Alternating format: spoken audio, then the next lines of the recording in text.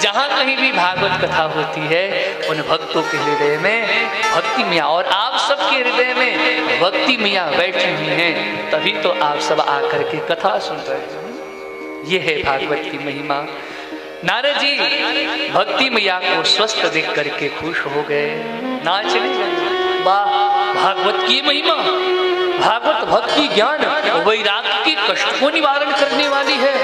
अरे जिस ज्ञान वैराग्य को मैंने वेद वेदांत घोषैश्च गीता पाठेर मुहुर्मुहुः, वेद पाठ सुनाया, वेदांत पाठ सुनाया, गीता पाठेर दोनों कई बार सुना है, फिर भी उनकी मूर्छा तक भंग नहीं हुई।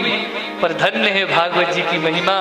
भागवत कथा भी प्रारंभ हुई, ज्ञान वैराग्य स्वस्थ हो गए।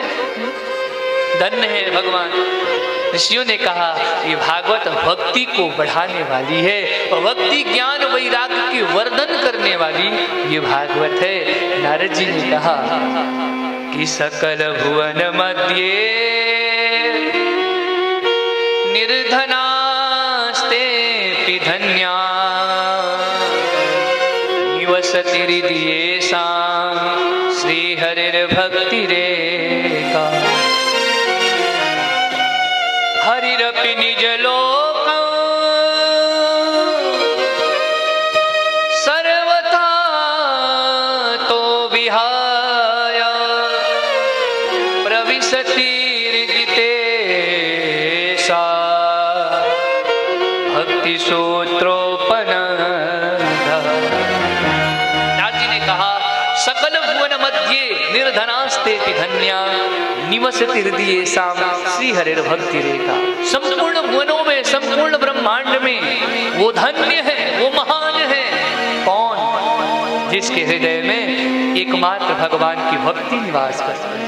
निर्धनास्ते धन्य, वो धन से चाहे कितना भी निर्धन हो, एक रुपये उसके पास न हो, यदि निर्धन के भी हृदय में भगवान की भक्ति निवास करती है, यानी भक्त है, वो धन्य, वो सबसे धन्य है, वो सबसे महान है। क्यों? क्योंकि जिसके हृदय में भगवान की भक्ति निवास करती है ना, कहते हैं कि हरिरपि निज लोकम सर्वथा तो व्याय। जिसके हृदय में भगवान की भक्ति वास करती है, निवास करती है, भगवान नारायण निज लोकम, अपना निज लोक वैकुंठ गोलोक साकेत आदि धाम को, घर को छोड़ करके उस भक्त के हृदय में आकर के बैठ जाते हैं। नारद जी ने भी पूछा प्रभु परमानेंट आपका स्थायी घर कहाँ पर है, आप स्थायी रूप से कहाँ निवास करते हो? तो भगवान ने पता है क्या कहा था कि ना हम बसामि वैकुंठे योगिनां हृदयेन च मद्भक्ता यत्र गायन्ति तत्र तिष्ठामि नाम। नारद, मूल रूप से तो मैं स्थायी रूप से तो वैकुंठ में भी ज्यादा देर तक नहीं रहता, योगी नाम हृदय च, योगियों के हृदय में भी मैं बहुत ज्यादा देर नहीं ठहरता। फिर रुकते कहाँ हो महाराज? बोले मद भक्ता यत्र गायन्ति, जहाँ पर मेरे भक्त मेरी कथा गाया करते हैं और जहाँ मेरे श्रोता भक्त सुन बैठ करके कथा सुनते हैं, स्थायी रूप से तुम्हें उन्हीं भक्तों के हृदय में निवास करता हूँ। ये है भक्ति की महिमा। इसलिए नारद जी प्रसन्न हो गए, वाह महाराज अद्भुत है भागवत की महिमा। समझ गया भक्तों को आश्रय करने हेतु भागवत जी से बढ़ करके दूसरा और कोई श्रेष्ठ साधन नहीं। अब समझ गए भक्तों के लिए परम श्रेष्ठ भागवत है। पर नारद जी ने प्रश्न किया, क्या महाराज भक्तों का कल्याण तो भागवत करती ही है, पर कृपा करके ये बता दे क्या भागवत कथा सुन करके किसी पापी का भी उद्धार हो सकता है क्या? पापियों का पाप भी नष्ट हो सकता है क्या? सनकादियों ने कहा नारद जी आप पापियों की बात करते हो, अरे भागवत से पापी तो मुक्त होते ही हैं, पाप करते करते कोई मर जाए, मर जाने के बाद भयंकर प्रेत बन जाए, वो प्रेतात्मा के निमित्त भी यदि कहीं भागवत कथा का आयोजन हो जाए, कोई भागवत कथा सुन ले, तो भागवत से तो प्रेत भी मुक्त हो सकता है। प्रेत पीड़ा विनाशिनी, ये तो प्रेत के भी पीड़ा को नाश करने वाली है, फिर पापियों का कौन कहे। ये मानवा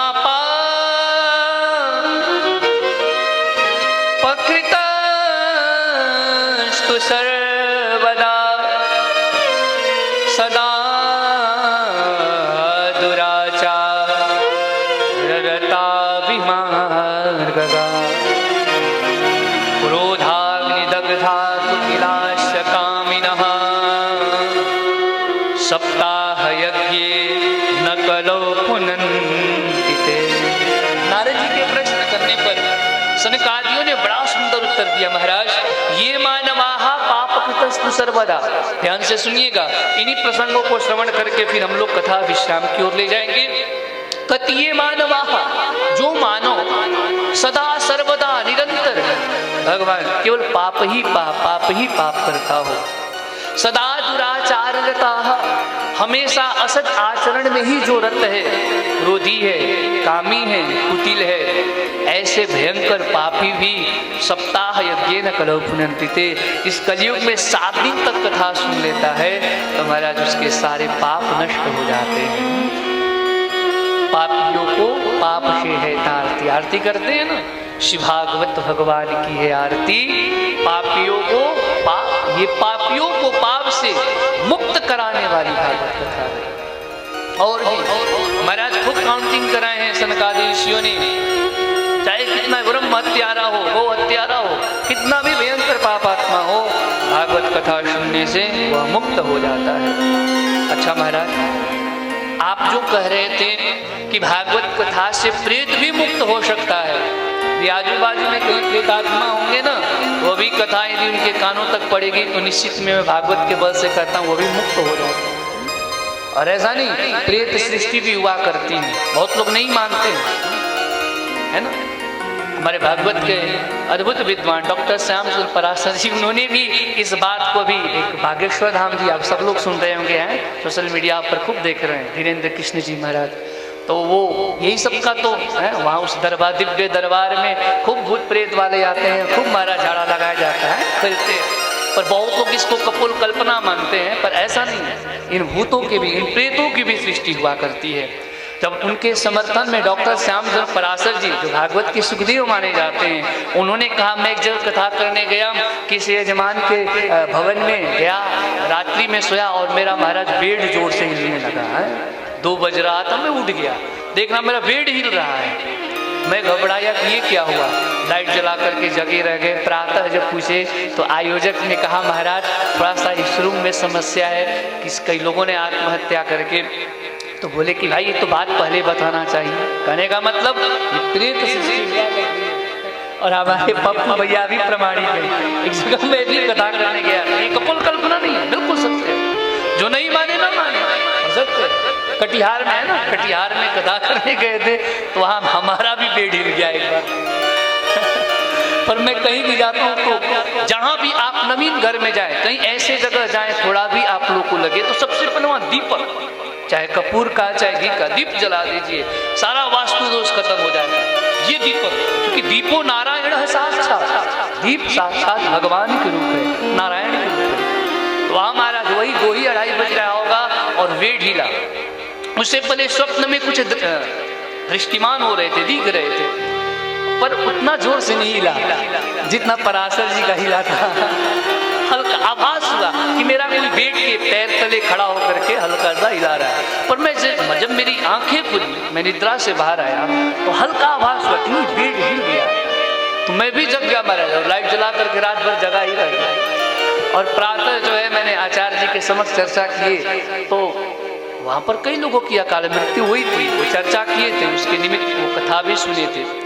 और संयोग से कहें कि दुर्भाग्य से कहें, कथा विश्राम हुई और आगामी कथा अगला दिन, इसलिए मैं उसी दिन निकल लिया वहाँ से। और उसी स्थान पर हमारे उपाचार्य जी, आचार्य जी जानते हैं, उपाचार्य जी उसी स्थान पर सो गए। अब महाराज सुबह फोन आया, उनके साथ तो बड़ी दुर्व्यवस्था हो गई। बोले बेड ही नहीं हिला, बहुत कुछ हो गया है ना। वो तो परेशान हो गए, भगे भगे गए महाराज, पूरा भीड़ हो गया, इतना परेशान हो गए। तब चर्चाएं हुई। तो ये भूत प्रेत की भी सृष्टि हुआ करती है। जो दिव्य दरबारें लग रही हैं, कोई झूठ कपोल कल्पना नहीं है। वैसे जो इसके प्रभाव में नहीं आया है वो अलग बात है, ना माने, पर जो इससे पीड़ित है वो तो प्रेत सृष्टि भी होती है। ऐसा नहीं, प्रेत केवल मनुष्य ही नहीं बनते, जानवर भी, कुत्ते भी प्रेत बनते हैं। सृष्टियां कई हैं। ये हम लोग का पार्थिव सृष्टि है और वो सूक्ष्म सृष्टि हुआ करती है। तो पार्थिव सृष्टि से सूक्ष्म सृष्टि की संख्या बहुत ज्यादा है ना। इस शरीर में क्या शक्ति है? तो शरीर मिट्टी का है, पर इस शरीर के अंदर कुछ ऐसा है जो दिखाई नहीं देता, और वो है तभी शरीर का अस्तित्व है, सत्ता है, तभी लोग देख पाते हैं, बोल पाते हैं, सुन पाते हैं। और वो जब बाहर हो जाता है तो फिर शरीर तो रहता है पर हर कार्य में असमर्थ हो जाता है। वो क्या है? और उसी को तो कोई लोग देखता नहीं, और जो है वही है। शरीर एक माध्यम है, शरीर एक वस्त्र है, वस्त्र के तरह है, और जो शरीर के अंदर है वही विशेष है। उसी को जीवात्मा, आत्मा आदि के रूप नाम से हम जानते हैं। और वो तो चलायमान है, वो तो सत्य है, अटल है। चाहे वो दिव्यात्मा भगवान के चरणा रविंद में चल जाए इस शरीर के कर्म के माध्यम से, इस शरीर के सत्कर्म के माध्यम से, और चाहे वो आत्मा प्रेत में विलीन हो जाए, पर ये प्रेत आत्मा और भागवत जी भी धुंधली के उपाख्यान के माध्यम से प्रेत योनि को सत्य ही तो। इसलिए बागेश्वर धाम हमारे धीरेन्द्र कृष्ण जी जो सनातन के पताका लहरा रहे हैं, ये बिल्कुल सत्य है।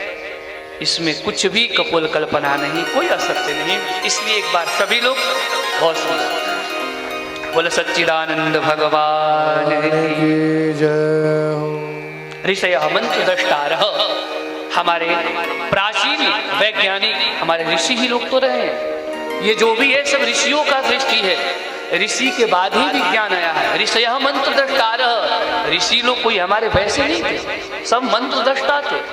उन्होंने भी विमान बनाया, और सृष्टि में जो भी कुछ निर्माण हुआ है वो सब हमारे वेद से है। वेद अपौरुषीय है। हमारे जितने भी वैज्ञानिक हुए सबने कहा वेद इज ओल्ड बुक, ये सबसे पुराना है, वेद के अलावा और कोई प्राचीन नहीं है। चाहे जितने भी हमारे साइंटिस्ट हुए, उन्होंने किसी ने वेद का काल पर नहीं गारंटी लिया कि नहीं वेद का इस काल में, इस समय में इस व्यक्ति ने इसका निर्माण किया। अभी तो हमारे सारे वैज्ञानिक वेद को अपौरुषीय कहते हैं। इस वेद का किसी पुरुष विशेष ने निर्माण नहीं, अपौरुषीय। और वेद का काल भी निर्माण निर्धारित नहीं करते हैं, यानी अनादिकाल से वेद है। तो वेद में हमारा क्या नहीं है? वेद में मैथ नहीं है। क्या मैथ भी कर वेद ऋषा करती है ना, एकाचमे, तिस्रश्चमे, पंचचमे, सप्तचमे, ये वेद में जो संख्या आ रहा है इसका मतलब मैथ पहले से है। पुष्पक विमान, आज के लोग क्या विमान निर्माण करेंगे? हमारे ऋषियों ने जो पुष्पक विमान दिया, ऐसा विमान न जिसमें सीएनजी है, न पेट्रोल है, न डीजल है, और न ही कोई ड्राइवर की आवश्यकता पड़ता है। मन के गति से चलने वाला पुष्पक विमान, कुछ नहीं लगता। ये कहाँ से निर्माण? ये तो वेद से ही है। कामुक विमान, ऋषियों ने अपने मन से संकल्प किया, संकल्प में शक्ति। ऋषि करदम जी ने क्या सुंदर विमान का निर्माण किए थे। तो विमान का पहले भी निर्माण हो चुका है ना। तो जो भी है ऋषि परंपरा से ही है, प्राचीन परंपरा से ही है। आज कुछ नया नहीं है। आज जो भी कुछ हो रहा है, भविष्य में जो भी कुछ होने वाला है, हमारे ऋषि महर्षि सब कुछ करके, सब आविष्कार करके छोड़ चुके हैं। ऐसा नहीं, पहले क्या ऋषि लोग बात नहीं करते थे? बैठ करके ध्यान के माध्यम से अपने मन के तरंग को आगे बढ़ा करके जिस व्यक्ति से बात करना चाहते थे उसके तरंग से जाकर जोड़ लेते थे, और समाधि में बैठे बैठे सबसे बात हो जाया करती। ये सब दृश्य आप रामानंद सागर जी का सीरियल देखिएगा, रामायण महाभारत, उसमें इस चीज को दर्शाया गया है, उन्होंने सजा करके दिखाया है। इसलिए नारद जी ने कहा क्या किसी प्रेतात्मा का भी उद्धार हुआ है भागवत से? सनकादियों ने कहा हाँ हुआ है ना। किसका हुआ है? बोले धुंधुकारी का हुआ है। आत्मदेव नामक एक ब्राह्मण थे, परम विद्वान थे, यज्ञकर्ता थे, पंडित जी सुशील थे, धर्मवेत्ता थे, धर्म ज्ञाता थे, धर्म का निर्वाह करने वाले थे। पर पंडित जी जितने विद्वान और सुशील थे, उनकी जो श्रीमती जी थी विपरीत बुद्धि की। ऐसा होता भी है, माताएं जो भक्तिपति होती हैं तो भाई साहब लोग थोड़े से उल्टे गोबड़ी के हो जाते हैं, ऐसे कई। और जिनके पति पत्नी, जिनके घर में पूरा भक्ति का वातावरण हो, फिर वहां क्या कहना, वहां तो आनंद ही आनंद। और कुछ अच्छे विद्वान होते हैं, सुशील होते हैं, नेक इंसान होते हैं, तो कभी के बाद देखने में आता है कि श्रीमती जी विपरीत बुद्धि वाली बन जाती है, उल्टे गोपड़ी के मिल जाती। धुंधली कुछ ऐसी ही थी। आत्मदेव विद्वान थे, सुशील थे, धर्मवेत्ता थे, पर धुंधली कलह प्रिया थी, लोकवार्ता रता क्रूरा प्रायशो बहुजल्पिका, खूब बात करने वाली थी। पतिदेव चले जाते थे यज्ञ कराने तो पड़ोसी से खूब झगड़ा करती थी। कौन? धुंधली, आत्मदेव की पत्नी। झगड़ा ना करे तो मानो उसका भोजन ही हजम न हो। और माताओं का मानो खूब झगड़ा। कहते हैं ना कि सबसे पहले माता लोग 1 से 4 जब इकट्ठा होती हैं तो पहले सत्संग चलता है ना। सत्संग के बाद सत्संग होते होते बात बत्संग तक पहुंच जाती है, बत्संग होने लगता है। वो ये तो अमुक व्यक्ति ये, और कभी के बाद सत्संग के बाद बत्संग के बाद लत्संग भी प्रारंभ हो जाता है। लोटा पकड़ कर खूब युद्ध होने लगता है। तो वो सत्संगी कम और लत्संग झगड़ा लड़ाई करने वाली खूब थी महाराज। कलह उसको खूब प्रिय था। कभी के बाद तो छत पर चढ़ जाती थी, कोई पथ से महाराज राहगीर जाते तो मुंह में पानी लेकर के गल्लारा करके उनके ऊपर महाराज खुला कर देती थी। आए दिन पड़ोसियों से लड़ती थी। आत्मदेव जब आते थे तो ऐसी भोली भाली बन जाती थी कि पता ही नहीं चलता। आत्मदेव को लगता कि मेरी पत्नी बहुत धर्मात्मा है, बहुत सद्विचार सद्बुद्धि वाली है, सद्विवेकी है। आत्मदेव को पता नहीं चलता। एक तो महाराज सज्जन कथा सुनने गए थे, भागवत कथा हो रही थी, दृष्टांत याद आ गया। कथा सुनने गए और व्यास जी ने कहा भागवत कथा सुनने से पता है क्या होता है? वैकुंठ फलदायकम। भागवत कथा सुनने से वैकुंठ प्राप्त होता है। और व्यास जी ने सभी से पूछा किस किस को वैकुंठ चलना है? सबने हाथ उठा कर दिया महाराज हमको भी वैकुंठ चलना है, हमको भी वैकुंठ चलना है। सबने हाथ उठाया पर एक व्यक्ति ने हाथ नहीं उठाया। व्यास जी ने पूछा क्यों रे, तुमको वैकुंठ नहीं जाना? तो बोले नहीं महाराज वैकुंठ तो हमको भी जाना है, पर धर्म पत्नी बोली है कथा सुनने जा रहे हो, कथा सुनकर सीधे घर चले आना, कहीं अन्य मत जाना। तो इसलिए श्रीमती जी का आदेश है पहले मैं घर होकर के आऊं, उनसे आज्ञा ले लूं तब वैकुंठ जाएंगे। तो ऐसे आज भी कई भक्त हैं जो पत्नी भक्त हैं महाराज। कई तो ऐसे भी आचार्य श्री जी कि पत्नी कहती है दुनिया का सब काम हम कर लेंगे, पर वेट का सुबह मॉर्निंग का जो चाय है वो तो वेट पर आना चाहिए। तो ड्यूटी तो लोग जाते ही हैं, लेकिन चाहे धर्म पत्नी जी को दे करके जाते देवी जी। तो कई ऐसे भी माताएं होती हैं जिनका गुड मॉर्निंग यानी अच्छा मॉर्निंग सुप्रभात पति देव के हाथों से चाय पीती हैं तभी होता है ना। बोले वृंदावन बिहारी लाल की। तो ऐसी धुंधली विपरीत बुद्धि की थी। आत्मदेव के पास सब कुछ था पर कोई संतान नहीं था, कोई पुत्र नहीं था।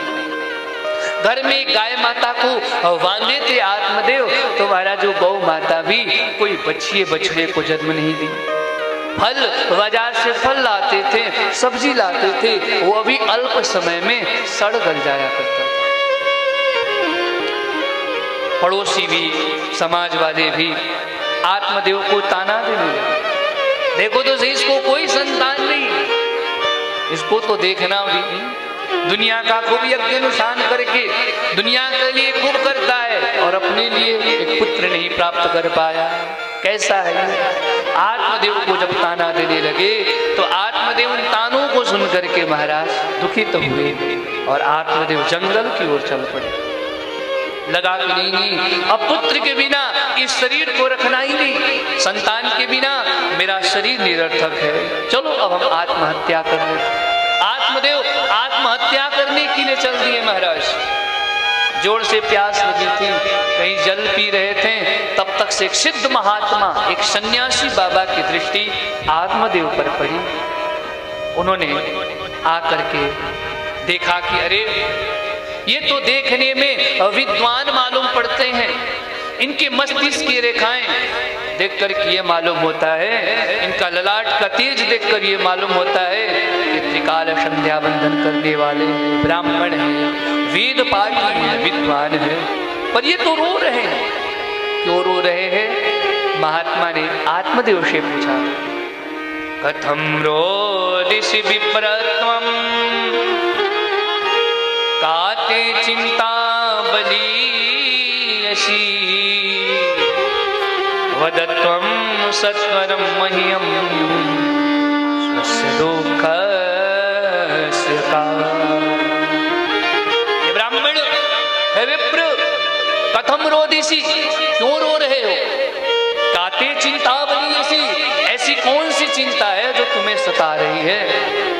क्या कृष्ण दर्शन लालसाहा, इस जंगल में भगवान भगवत दर्शन हेतु तपस्या करने आए थे और भगवान तुम्हें भी झलक भी नहीं दिए क्या?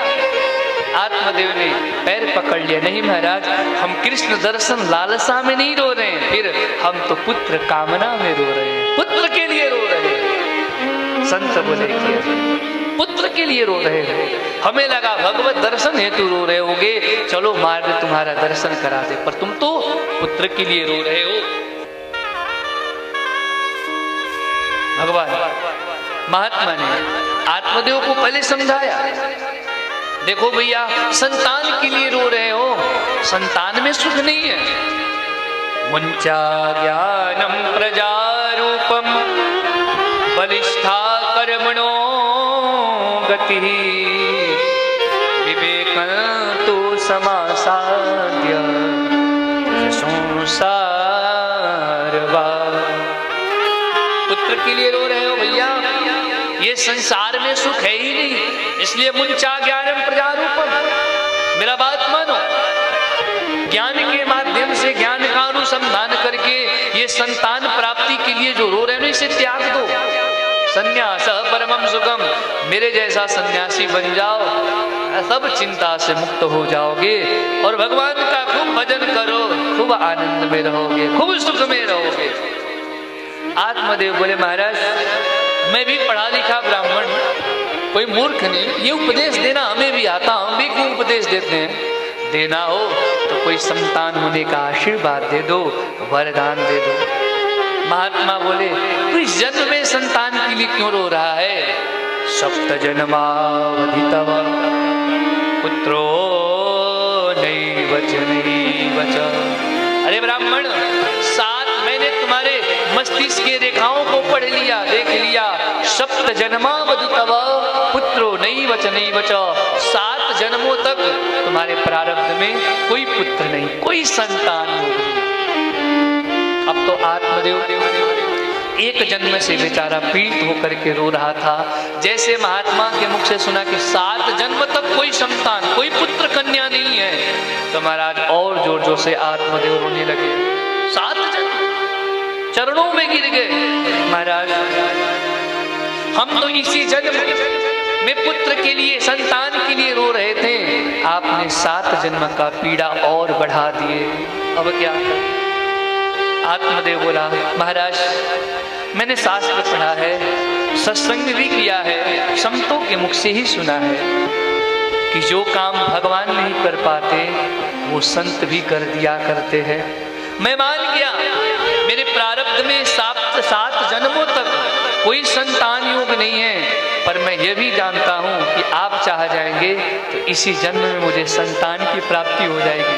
भगवान ने 7 जन्मों तक कोई संतान सुख नहीं दिए हैं, लेकिन आप जैसे सिद्ध संत कृपा कर दें तो इसी जन्म में हमें संतान प्राप्ति हो जाएगी। इसलिए आप हमें संतान होने का वरदान दीजिए, नहीं देते हैं तो दग्रे शोक मूर्छितः, मैं आपके समक्ष अपना सिर पटक पटक करके प्राण दे दूंगा, प्राण त्याग दूंगा। जब आत्मदेव रोने लगे तब संत को दया आ गई, करुणा जगी। और सत्य बात है, संत तो महाराज वो कर सकते हैं जो कभी भगवान भी नहीं सोच सकते। एक दृष्टांत याद आता है, एक भक्त था, नारद जी की भेंट हुई, नारद जी के चरणों में गिरा, उसकी कोई संतान नहीं। नारद जी ने बोला, महाराज मुझे कोई संतान होने का वरदान दे दो। नारद जी बोले, तुम्हारे भाग्य में नहीं है। भक्त ने बोला, भगवान नारायण आपको बहुत मानते हैं, एक बार भगवान नारायण से ही मुझे संतान दिला दो। नारद जी भगवान के पास गए और जाकर कहें, प्रभु वो बहुत रो रहा है, परेशान है, एक संतान होने का वरदान, एक संतान दे दीजिए, एक पुत्र दे दीजिए। भगवान नारायण बोले, भैया 7 जन्मों तक उसके भाग्य में कोई संतान, कोई पुत्र नहीं है, इसलिए क्षमा करो, मैं नहीं दे सकता। नारद जी बोले कि भैया भगवान नारायण भी मना कर दिए, अब तो संभव ही नहीं है, निराश हो गए।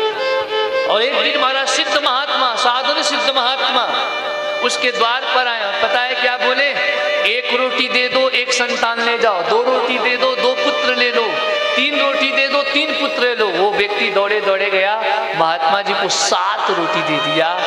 महात्मा ने बोला, जा तेरे घर में 7 संतान होंगे, 7 पुत्र होंगे। और कालांतर में संत का आशीर्वाद, उसके घर में 7 संतानें हुई, 7 पुत्र खेल रहे थे। नारद जी एक बार जा रहे थे श्रीमन नारायण करते हुए, तब तक से क्या देखे कि जिस व्यक्ति के घर में एक भी संतान नहीं होना था, वहां तो 7 संतानें जाकर बोला, ये किसके बच्चे उठा लिए? तो ने कहा, नारद जी आप ही झूठ बोलते हो, ये महात्मा जी को, मैंने एक महात्मा जी को 7 रोटी दिया, उन्होंने 7 संतान होने का आशीर्वाद दे दिया, ये सब मेरे ही पुत्र हैं, मेरे ही बालक हैं। नारद जी को भी लगा, हम काय को झूठ, भगवान नारायण भी तब झूठ बोलते हैं। भगवान नारायण के पास नारद जी दौड़े दौड़े गए, महाराज आप तो बोल रहे थे 7 जन्मों तक उसके घर में, उसके प्रारब्ध में, भाग्य में कोई संतान सुख नहीं है, और किसी महात्मा ने 7 रोटी पर ही प्रसन्न होकर के कृपा कर दिए, 7 पुत्र 7 संतान। भगवान नारायण ने कहा, नारद जी ये सत्य बात है, उसके प्रारब्ध में कोई पुत्र नहीं था, लेकिन संत ने अपने विशेष कोटा में से दे दिए हो, तो भैया ये तो मैं भी नहीं उसमें इंटरफेयर करता। संत तो वो कर सकते हैं तो मैं नहीं कर सकता, संत तो सब कुछ कर सकते हैं। तो ये संत कृपा है। एक तो बुढ़िया थी, महाराज राजेश्वरानंद जी कहा करते थे, एक बुढ़िया थी और उसके घर में पुत्र वधू का कोई नाती पोता नहीं था, और एक महात्मा रोज जाके याचना करते थे, भिक्षाम दे भिक्षाम दे, और रोज गाली दी, काम धाम है नहीं, कुछ करते धरते है नहीं, और भिक्षा मांगने भगो यहाँ से, गाली देकर भगा देती थी। पड़ोसी के लोगों ने बोला, बाबा आप उसके घर क्यों जाते हो, वो तो कभी भिक्षा में कुछ आपको देती है नहीं, बदले में गाली खूब देती है, फिर क्यों जाते हो, मत जाया करो, मेरे के यहाँ से को मैं 2-4 रोटी और बढ़ा करके आपको दे दूँ। महात्मा बोले, ऐसा बात नहीं है, जो दुनिया नहीं देता वो देती है, जो सब नहीं देते वो माता देती है, कुछ तो देती है। और संत का सम्मान करो तो भी प्रसन्न रहना चाहिए, अपमान करो तो भी प्रसन्न रहना चाहिए। उसके पास जो है वो देती है, कुछ तो देती है, गाली से देती तो है ना, मेरा है जाना, मैं मानूंगा, भिक्षाटन करूंगा। एक दिन महाराज अपने घर नहीं पर रही थी, तब तक ले पहुंच के, खिजी हुई थी, परेशान थी, तो पोतनी लेकर के महाराज संत को जोर से चला करके मारा। अब महाराज उस पोतनी को लेकर के देखने लगे, वाह माता आज तेने तो कछु दियो, खुश हो गए। अच्छा वो चला तो दी आवेश में आकर के, फेंक कर मारी तो, लेकिन डर गए, अब ये महात्मा पक्का मुझे श्राप देंगे। लेकिन संत महात्मा ने कहा, डरो मत, मैं तुम्हें श्राप नहीं दूंगा, आज तक से, आज से पहले हमेशा तुम गाली देती थी, पर आज तुमने जो दिया है, मुझे पोतनी से मारा है, जा मैं तुम्हें आशीर्वाद देता हूँ, तेरे घर में पोता हो जाएगा। पोतनी से मारी और उसके घर में पोता हो गया। तो संत दोनों स्थिति में जो सामान्य रहे वही तो संत है, चाहे सम्मान करिए चाहे अपमान कर दीजिए, गले में माला पहना दीजिए अथवा गले में शाप पहना दीजिए, सम्मान करिए अपमान कीजिए, संत को दोनों स्थिति में अनुकूल रहना चाहिए और वही संत होते हैं।